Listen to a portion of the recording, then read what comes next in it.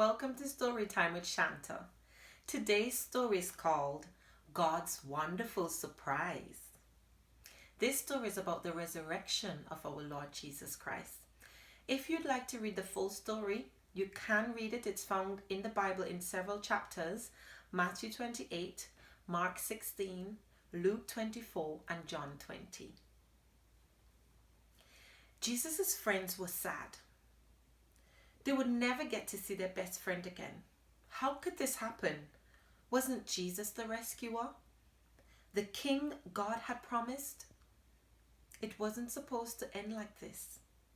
Yes, but whoever said anything about the end? Just before sunrise, on the third day, God sent an earthquake and an angel from heaven.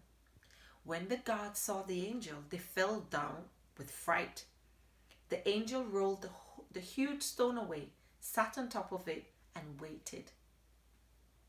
At the first glimmer of dawn, Mary Magdalene and the other women headed to the tomb to wash Jesus' body. The early morning sun slanted through the ancient olive trees, drops of dew glittering on the leaves and grasses, little tears everywhere. The friends walked quietly along the hilly path through the olive groves until they reached the tomb, and immediately noticed something very odd. It was wide open. They peered through the opening of the very dark tomb. But wait, Jesus' body was gone. And something else. A shining man was there, with clothes made from lightning. "Don't be scared," the angel said. But they couldn't help it and they screamed anyway. The angel asked, "What are you doing here? This is a tomb, and tombs are for dead people." The women couldn't speak. "Jesus isn't dead anymore," he said. "He's alive again." And their hearts leaped.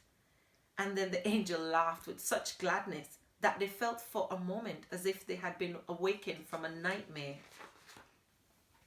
The other women rushed home, but Mary stayed behind. How could it be true? Jesus was definitely dead. How could he be alive? Just then, Mary heard someone else in the garden. Perhaps it's the gardener, she thought. He'll know where Jesus' body is. "I don't know where Jesus is," Mary said urgently. "I can't find him." But it was all right. Jesus knew where she was, and he had found her. Mary? Only one person said her name like that. She could hear her heart thumping. She turned around. She could just make out a figure. She shaded her eyes to see and thought she was dreaming. But she wasn't dreaming. She was seeing Jesus. Mary fell to the ground. Sudden tears filled her eyes and great sobs shook her whole body. And all she wanted to do in that moment was to cling to Jesus and never let him go. "You'll be able to hold on to me later, Mary," Jesus said gently, "and always be close to me. But now, go and tell the others that I am alive." Mary ran and ran all the way to the city. She had never run so fast or so far in all her life. She felt she could run forever. She didn't even feel like her feet touched the ground. The sun seemed to be dancing and gleaming and bouncing across the sky, racing with her and shining brighter than she could ever remember in the clear, fresh air. And it seemed to her that morning, as she ran, almost as if the whole world had been made new, almost as if the whole world was singing for joy. The trees, tiny songs in the grass, the birds, her heart. Was God really making everything sad come untrue? Was he making death come untrue? She couldn't wait to tell Jesus' friends. They wouldn't believe her, she laughed.